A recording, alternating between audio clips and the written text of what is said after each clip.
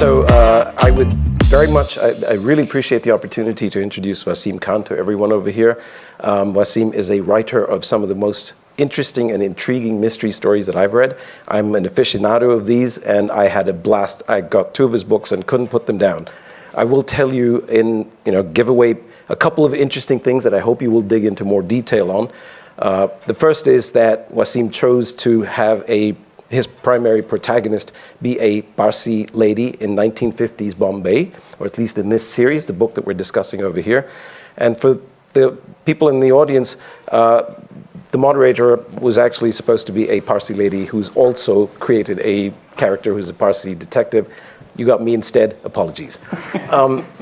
But the point that I'd really like to make, Vaseem, I'd love for you to talk about, where you came up with your ideas, how you researched them. I will tell you what I found truly fascinating was the fact that the plot that Vaseem comes up with, complex, truly hang on to your seat for every chapter, plot lines, beautiful writing, history. I'll give you one little instance. He has his protagonist go to the National Police Academy in Karakwasla. For those of us that grew up in India, we know the National Defense Academy is in Karakwasla. Turns out I'm wrong. Vaseem is right. He did his research. So it's worth knowing that for about 3 years in the 1950s, the police academy was in Karakwasla. And I will add, and we'll go into this in a little more detail before I turn it over to you. The final point, Vaseem introduces a man-eating tiger in one of his plot lines, and it works without being exotic. Brilliant. So now over to you, sir. Well, thank you. To talk about what you're doing. Thank you.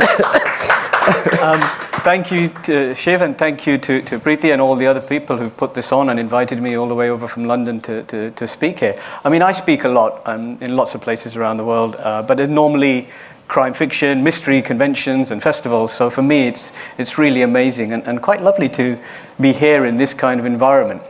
So I'll explain why. And I'll also come back to the whole getting research right, because I don't always get it right. So what we're going to do is we're going to take a journey together. But because I'm a crime writer, it is going to get a little bit bloody. Now, a little bit about me. So this lovely couple here are my late parents. And they're obviously from the subcontinent, but they moved to the UK well over 50 years ago. And that's where I was born, in London, and I grew up in London. And then in my 20s, I went to India. And I ended up living for 10 years in India from 97 to 2006, when India was being transformed by globalization, by westernization, and this enormous influence from the West and money coming into the country. And it was the most exciting time of my life, ever, frankly speaking. But the reason I went to India was because I wanted to be a writer when I was quite young. I was age 17, and I wrote my first book, and I sent it in, and I told my parents that I'm not going to university because I'm going to be a rich and famous writer. You can imagine what Asian parents thought of that. Anyway, the book was rubbish, and it was duly rejected by agents, and so I did have to go, and I studied accounts at LSE, and I became a management consultant. And one day, my boss, a lovely white man named Terry Brewer, he walked into the office, and he looked around, and he came over to me, and he said, "Vaz, you look like you can speak Indian. Would you like to come to India with me?" And here we are in 97, looking like, in Bombay, looking like a pair of Sicilian gangsters. And I spent 10 amazing years there, and I saw things like this. And this would be very, very important, because nowhere in the UK can you ever see a site like this, unless you've had quite a lot to drink on a Friday evening, perhaps. And this was important because when I got back to the UK and I wanted to write about this amazing India that I had seen, it all ended up in this book. So after 23 years of trying and 7 rejected novels, I was finally published by one of the world's big publishers with this book, The Unexpected Inheritance of Inspector Chopra. And it's about a middle-aged policeman in Bombay who is forced into early retirement in his late 40s. And on the last day in office, the body of a poor boy arrives. And he quickly realizes nobody's interested in solving this boy's death. And so after he retires, he decides to solve it himself. But the other thing that happens to him on his last day in office is that he inherits a 1-year-old baby elephant. And what do you do when you live on the 15th floor of a middle-class tower block in Bombay when somebody hands you an elephant. Well, you have to read the book to find out. But I never expected this book to be published. It was just full of all of the amazing things that I loved about India when I was there. But it was published. It became a Times bestseller, and it won some awards, and it was translated into 17 languages, and it basically gave me a career as a writer. And I wrote 4 more books in that series, featuring Chopra and his little elephant. So I should be clear, the elephant doesn't fly, it doesn't sing, it doesn't solve the mysteries. It's a symbol of India, and that's what it's there for. Chopra is a very serious man. And these books also are my commentary on the modern India that I saw, with all of the wonderful things, but also some of the things that were not quite so amazing in Indian society that I witnessed. Legacy issues, you might call them. Now, 10 years later and 10 books later, so I am now the first non-white person ever to chair the 70-year-old Crime Writers Association, which is the oldest and most prestigious association of crime writers in Europe. And I only put that up there so that you have an understanding of the fact that I have a wider view of what crime and mystery fiction and how it's changed over the last decade. It was very much a purely white middle-class industry, right from Agatha Christie to all the modern crime writers. Now that over the last 10 years has begun to change. So one of the things I like to talk about in these books is the Western perception of India and the subcontinent, and where did that perception originate? So I have a lot of fun with my white contemporaries, white authors, and this is the general first impression of India that a lot of white people have. So I remember when Terry, my boss, who took me to India, he wanted to go and see some temples, and he wanted to see specific temples, and no prizes for guessing the kind of temples that he went to see. Well, once he saw some of these things, he looked at me and he said, "That's how the hell would they do this? If I tried any of this, I'd break my back." So, and this is the other impression that people have of India: swamis and snake charmers. We've all seen Slumdog Millionaire, and of course, then there's this. Right. A lot of white people still believe that Indians routinely get up and dance in choreographed numbers in the streets. I'm joking, of course. Most people don't. But this is all part of the fabric, the background fabric that people believe to be part and parcel of India. But and that vision has been shaped largely through literature. And one of the earliest people who helped shape that vision was this chap, who is, of course, Rudyard Kipling, who was born in India, went back to England for schooling, then came back to India, worked as a journalist, and then became a novelist. And Kipling is one of those conflicted Englishmen. I think it was the politician Shashi Tharoor that called him the flatulent voice of Victorian imperialism. And that's because he loved India to a certain extent, and he wrote about it in books like Kim. But he stopped loving India the day that Indians decided that they wanted to determine their own future.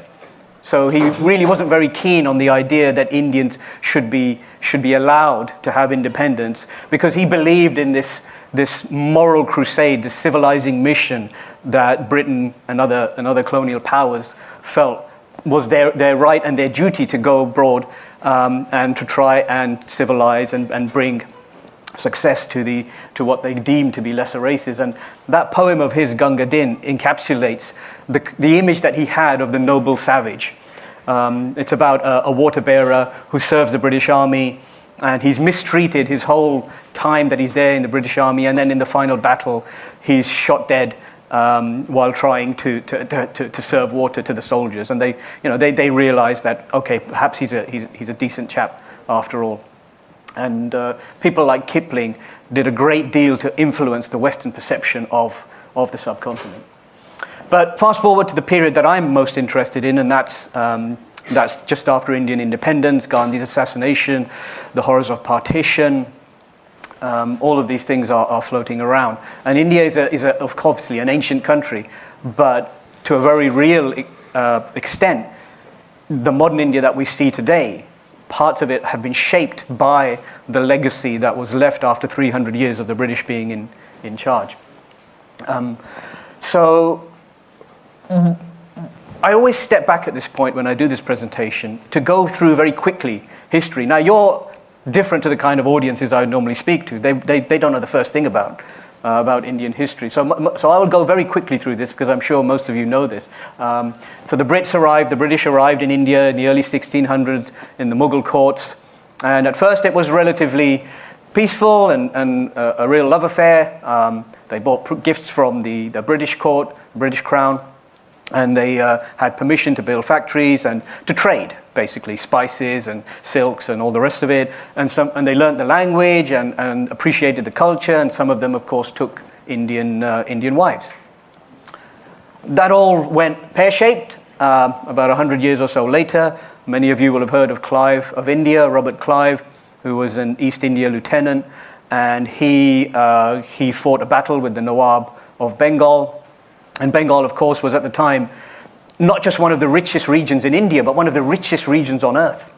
And he did what the British were very good at doing. He bribed the Nawab's main general to lose the battle, and then the East India Company took over Bengal, and then that model was replicated across the country until the East India had de facto control over the subcontinent.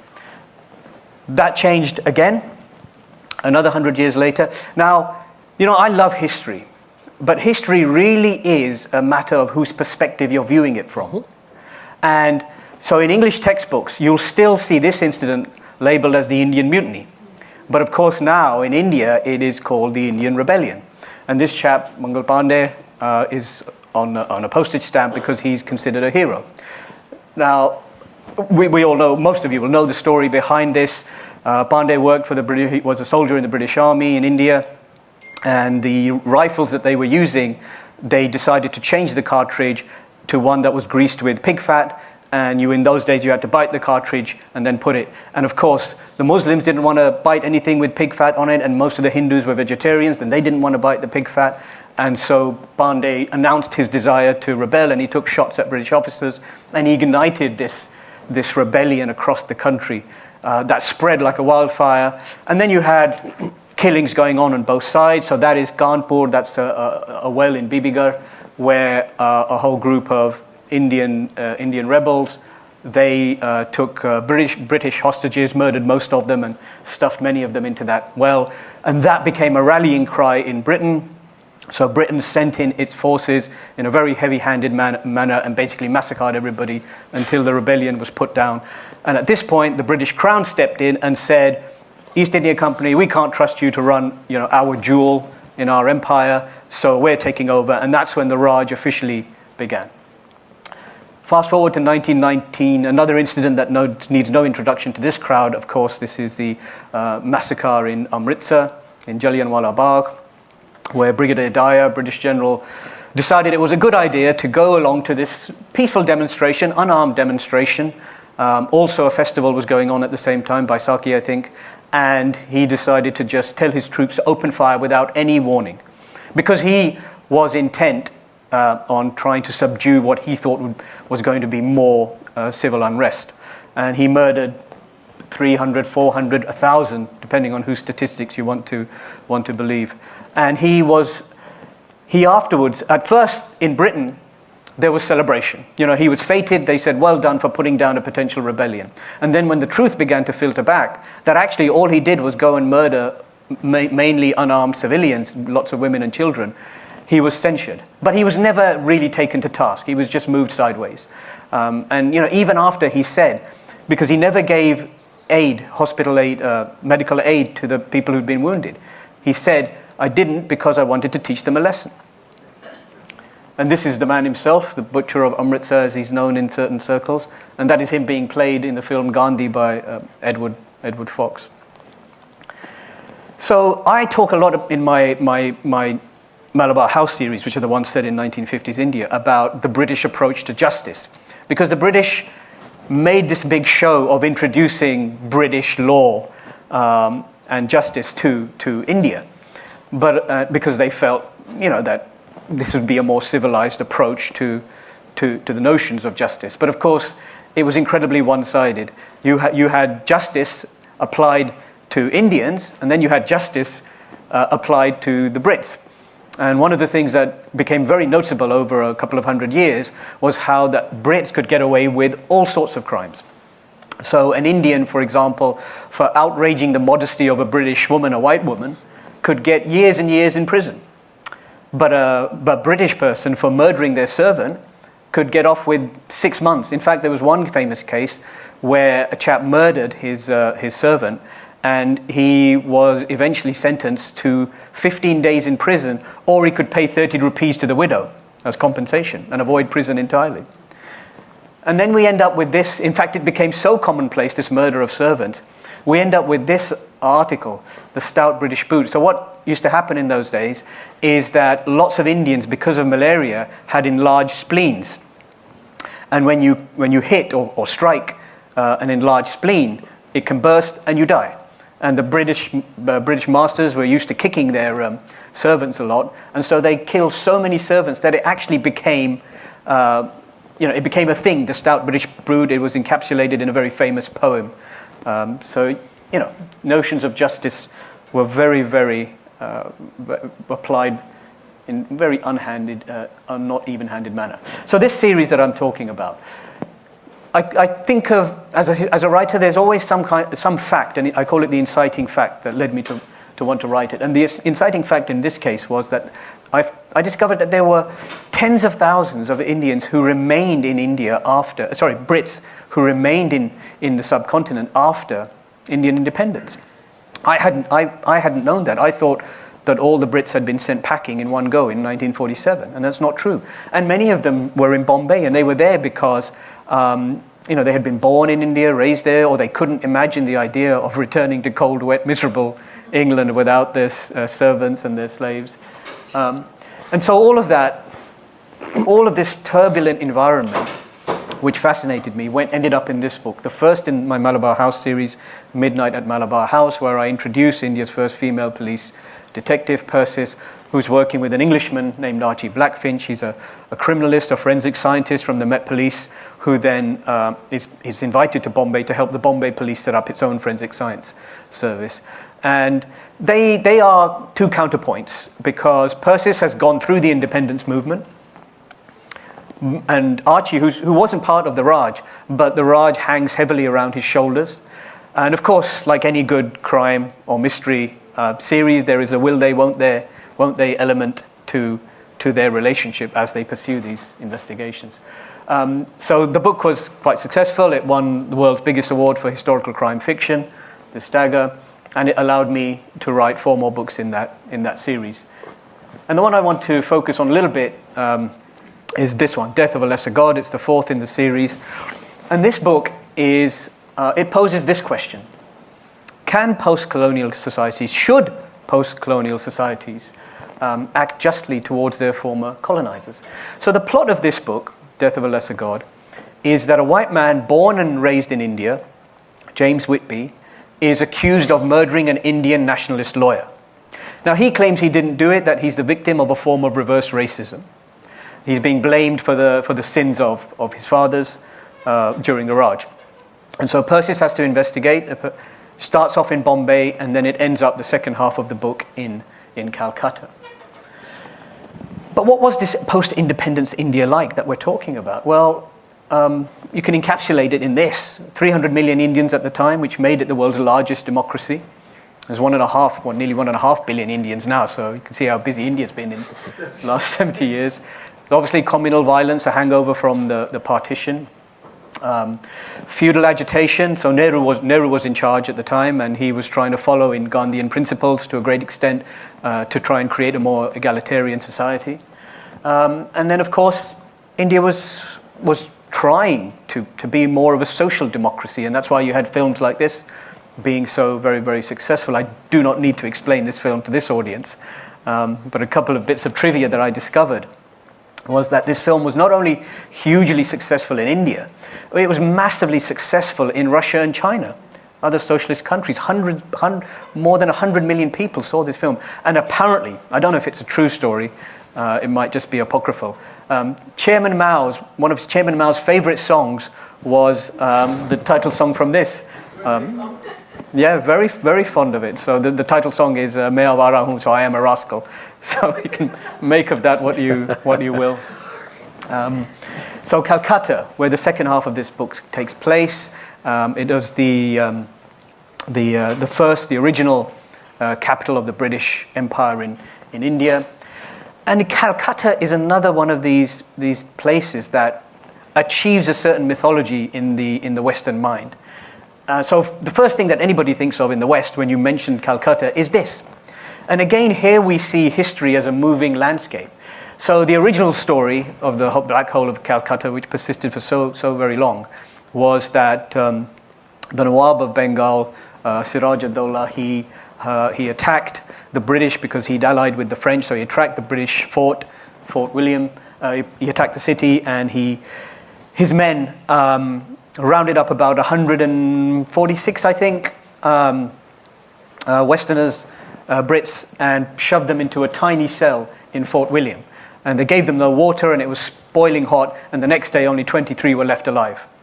So certain things have been unpicked over the years. Now that narrative was established by one of the survivors, a chap called John Zephaniah Holwell. And Holwell, he wrote this enormously long-titled piece called, I can't remember the exact title, it's like 30 words long. But it was about how the British gentlemen were tortured in this thing.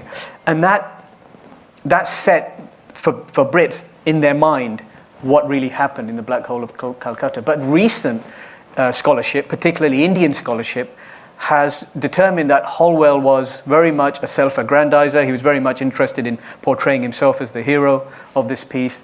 And the new reckoning appears to be that there were possibly only 50 or 60 people, and half of those survived. So yes, it was still not very great if you were locked up in there and you didn't survive, but perhaps it wasn't quite the narrative that has been sold to history. This building. So I love the way that, I talk a lot about architecture and its relationship to my stories and to history in my books. And this building is, of course, the Writers' Building, which is where the Indian Civil Service was established, and it served as the British ruled India from this building, and it was full of hundreds and hundreds of clerks, people who'd been told to come to India because you can make your fortune there working on administrating the empire. But the narrative changes here as well. So you've got now this story which has taken prominence, and these are three revolutionaries who went into Writers' Building armed, and they shot dead a Colonel Simpson. Now, Colonel Simpson was a particularly brutal British person in charge of the region, who was known for his sadistic approach to torturing rebellious Indians. And so they shot him. Then, of course, they were attacked, and they didn't survive, basically. But now Dalhousie Square has been renamed in their honor. So this is what I mean when I say that these cities, this architecture is a living landscape that's always changing. So we're getting close to the end now. So World War II. This is another thing that really bothers me. The way that the West doesn't give India its due credit during the war, the subcontinent. So, you ask the average British person, they have no clue that millions of Indians were involved in the war effort, and that lots of them died. And that women played such a prominent role in doing so many things during the war. And it's because we are not taught that history. We're taught about Tudor kings. We're taught about World War II, but very much from the British Tommy perspective. But we're not taught about the other countries that participated or are forced to participate in the war. And this particular thing is quite interesting to me because this makes an appearance in Death of a Lesser God, the book I'm talking about. And so this is how, as a writer, you do the research, and then you discover something, and then you decide, oh wow, this is so interesting, it's got to be put into the book. So I had no idea about the fact that during the Burma campaign, 150,000 or 180,000 Americans, troops, came into Bengal and were stationed there during the war. And 20,000 of them were African Americans. And of course, most Indians had never seen black men before, right? Outside of maybe the odd jazz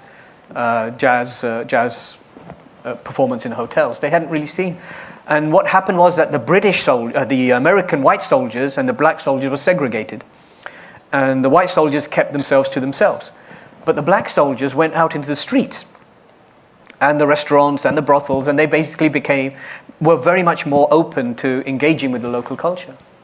And so in Death of a Lesser God. The second half that takes place in Calcutta, it's because Persis and Archie are pursuing a possible case that might be linked to the white man who's accused of murder and who's going to be hanged in 11 days. And that is the cold case, the old case, during the end of the war of a black soldier who's been murdered. So last couple of slides now, and then we'll have a chat. So one of the things I do with this series is what I call historical correctionism. There are so many things that we're taught about history, or the history of the subcontinent, that are not correct, or at least they've been hidden by history. So for instance, the fingerprinting classification system that's used by police forces all around the world was invented by 2 Indians in Calcutta. But because their supervisor was a Brit, it was named the Henry classification system. And then it was exported to Scotland Yard, and from there to police forces around the world. And they never got any credit for it. You know, I mean, they weren't badly treated. It just was the way things were done in those days. And in this book, this is the third in the series, The Lost Man of Bombay. It starts with a death of a white man, or a dead white man in a... I have to say, I do kill a lot of white people in these books, which I think is fair enough for 300 years of colonialism. You know, and to be fair, I say this to white audiences and they laugh as well. So they get it. They get what I'm trying to say. So this white man is found dead in a cave in the foothills of the Himalayas. And then there's a notebook in his pocket with cryptic clues, and it's sent to Bombay, and then Persis and Archie have to work out what the hell happened. But in this book I get the chance to mention, because of that mountain start, I get the chance, and the second half takes place in Dehradun, parts of it. I get the chance to mention Everest. Now, Mount Everest is named after a Welshman named George Everest. But George Everest never went anywhere near Mount Everest, neither did he determine that it was the world's tallest mountain. It was an Indian who did that, named, I think, Radhanath Sikdar. And Everest got the credit because he was a surveyor in India, and the Royal Society in England wanted to reward him for his lifetime of work. So they looked around on their maps, they saw this peak, which they called PK because none of the Indian names were sufficient for their liking. And so they said, well, let's name it after Everest as an honor. And to be fair to Everest, he never asked for the honor, so it wasn't that he asked for the mountain to be named after him. But it's small things like that which irritate me, which in my research I discover, and then I try and sneak them into these books. All right, so to finish off with, well, I mean, you guys know all this stuff, right? But this is why I love to write fiction, but historical fiction, because I think it's really good to learn while you're being entertained.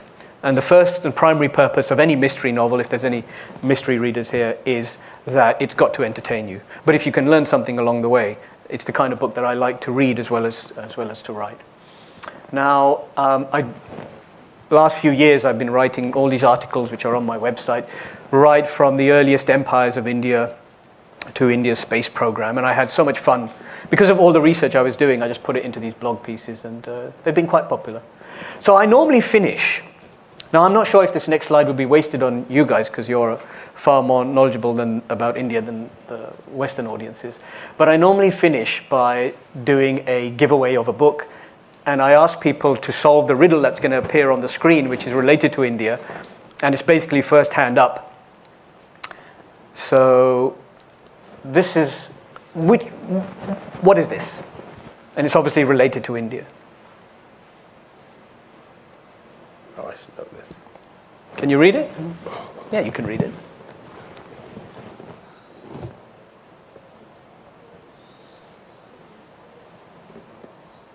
Well, we have one hand up there, tentative. Ganges? It is the river Ganges. Okay, good. So I'll explain. Normally with the white audience, they never get it, or maybe one person might get it.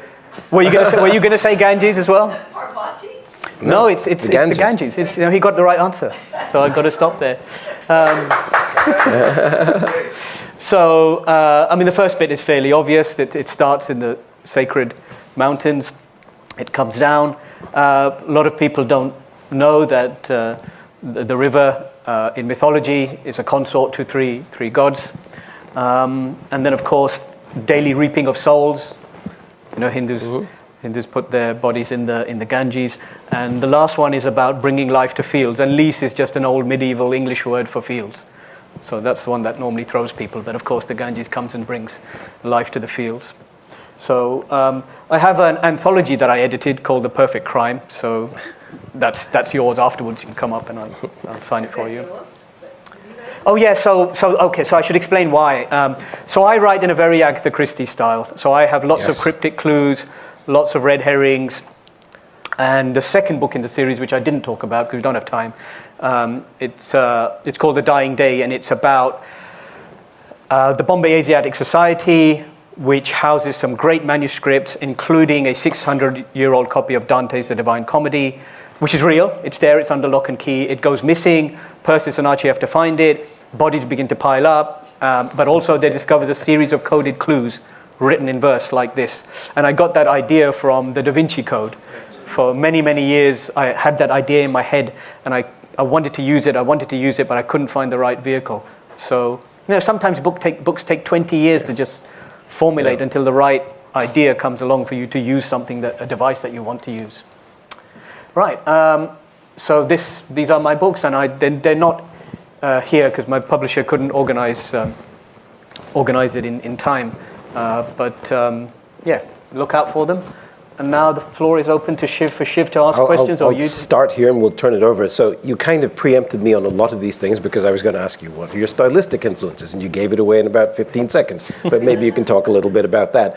We'd love to understand your research process. You talked about it, but I think it'd be fascinating to understand, what you did, how you kind of worked with it. And I am, as I said, truly fascinated by the idea that you decided to pick a Parsi woman protagonist in 1950s Bombay. I'd love to understand, and I'm sure the audience would too, what drove you to that thought. And I will go back once again to the tiger, and I'd love the way that you brought that in.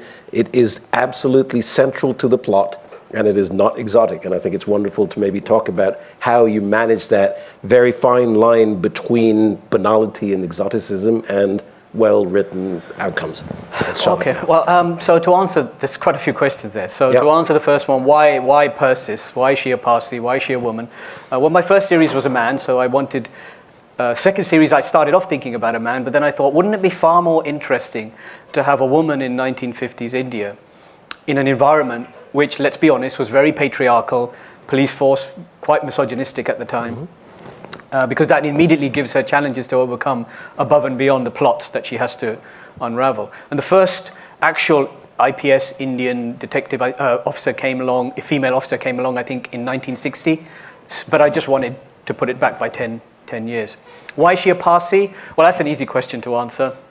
It's because we're dealing with a time where there is still the shadow of partition, the communal violence in the country, and as a Parsi, she can remove the bias between the main communities, because the Parsis weren't really involved in the violence that happened, and therefore that she can go and talk to Muslims, Hindus, Sikhs with relatively no baggage.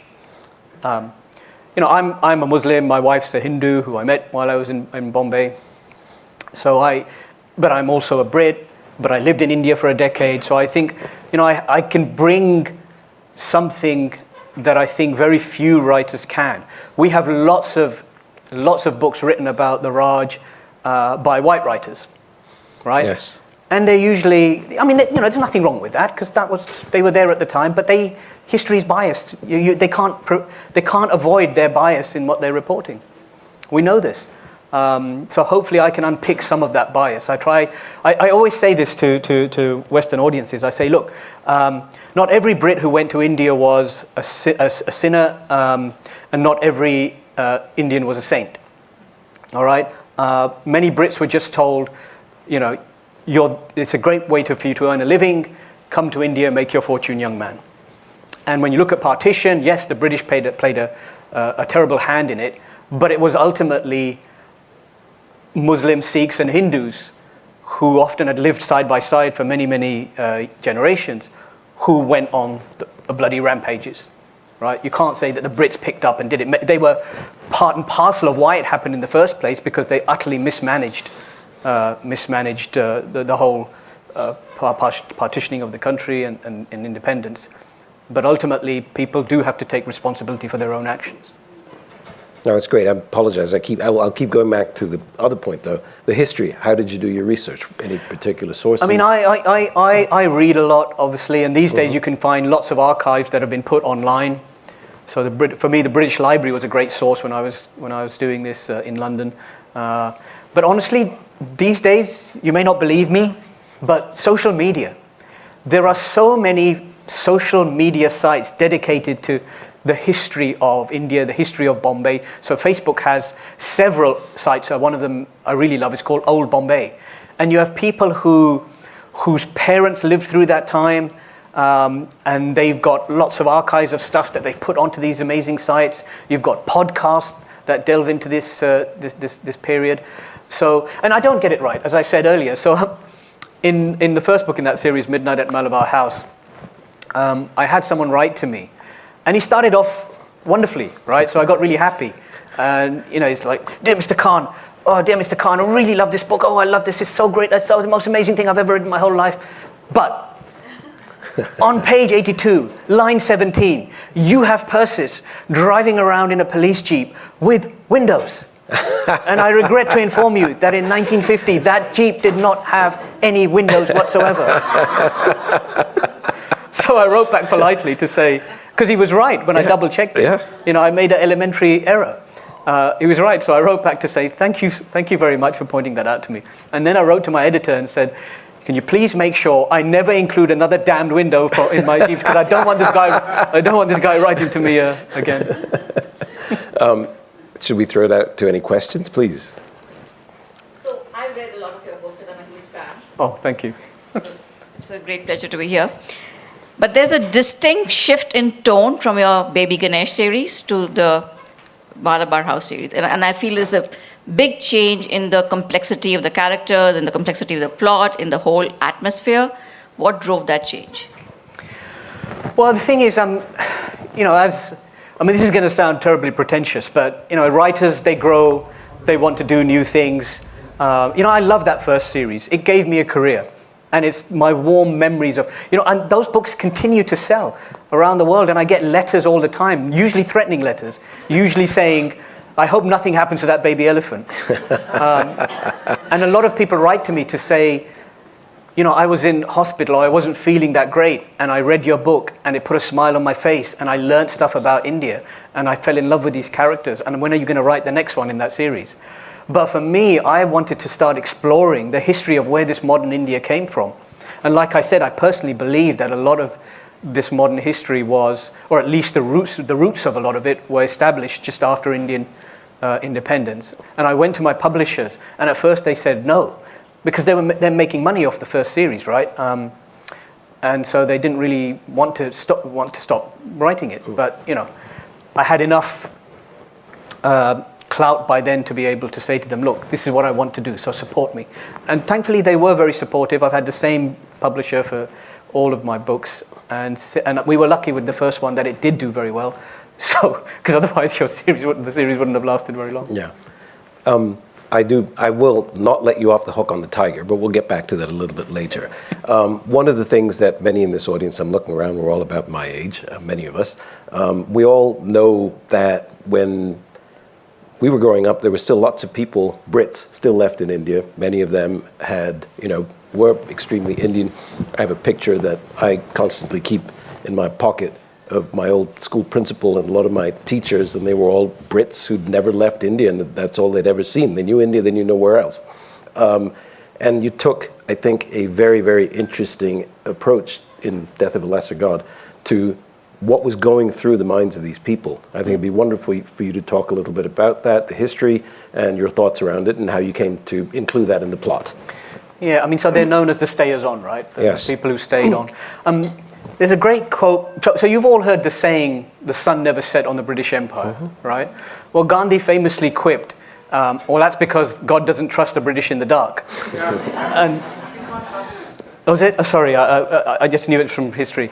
And, to a great extent, even after India became independent, that hangover was still of the British time remained, because it wasn't like a bad divorce. You couldn't, India and Britain couldn't just not talk to each other anymore. right? Because Britain was still a superpower, and India was trying to find its feet in the world after 300 years or 200 years or so of not being in charge of its own destiny. And so they needed economic and political ties. And these people, these stayers-on, these Brits, they were in a very uncomfortable position because they had spent so long giving orders. And now they could give orders if they wanted to. But the number of people who would listen to them had just shrunk down. So it was a very uncomfortable place for them. But the reverence for the white man remained. Yes. Embedded in the Indian society. Yeah. So if they decided to throw their weight around, they could get places. And in Death of a Lesser God, James Whitby, the guy who's going to be hanged, it's his father, who is one of these arch colonialists, who uses that influence to push through a last-minute investigation. Because technically the guy's been sentenced and convicted, and if it was an Indian, there would be no re-investigation. He'd just be hanged. Yeah. Please do. Of course, please do. I'm just Thank you. Continuing in this vein that I have a different background. I'm a retired Indian ambassador. Oh, wow.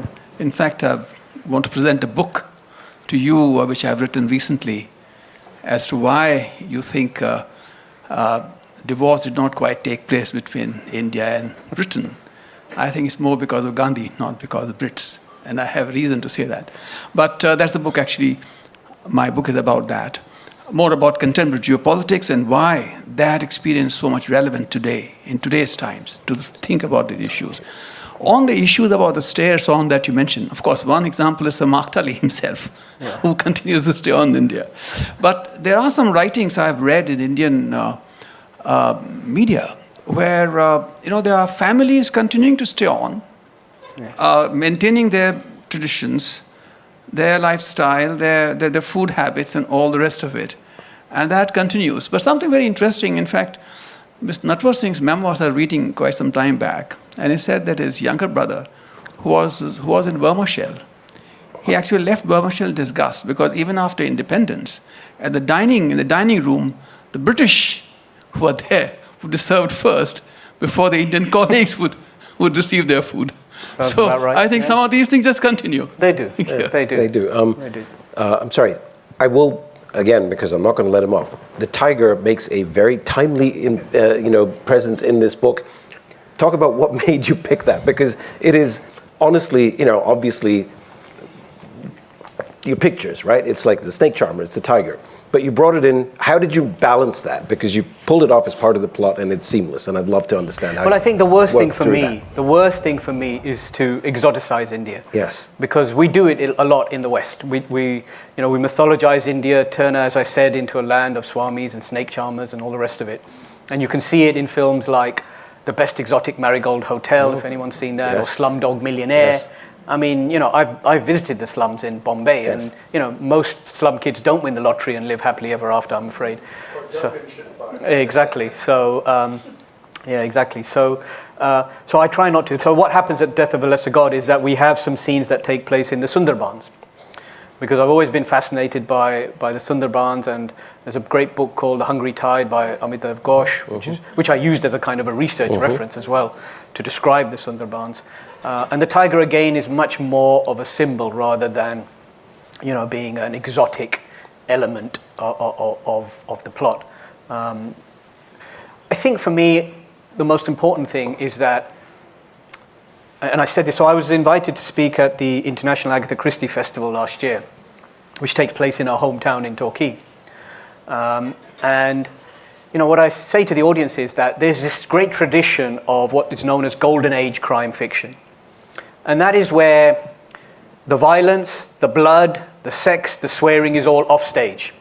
It's much more about the characters, their journeys, and it's about the mystery, presenting an intellectual challenge to readers.